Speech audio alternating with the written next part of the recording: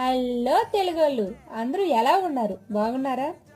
నేను town late గా వెళ్లడం వల్ల నా పనులన్నీ అయ్యేసరికి మధ్యాహ్నం 2 గంటలు దాటిపోయింది.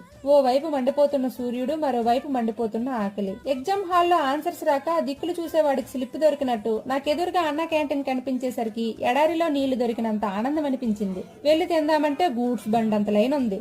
స్టాపులు ఎక్కువ, స్పీడ్ తక్కువ. ఈ లోపు కాలిపోతున్న పేగులకి వాటర్ తో కాస్త చల్లబరిచి టోకెన్ తీసుకోవడానికి కౌంటర్ కి వెళితే 5 రూపాయలు అనేసరికి షాక్ అయ్యా. నిజంగా ఇక్కడ యాంబియన్స్, వడ్డించే విధానం చాలా బాగుంది. నా ప్లేట్ లో రైస్, సాంబార్, దొండకాయ గ్రేవీ కర్రీ, ఓ పచ్చడి, ఇంకా పెరుగు పెట్టారు.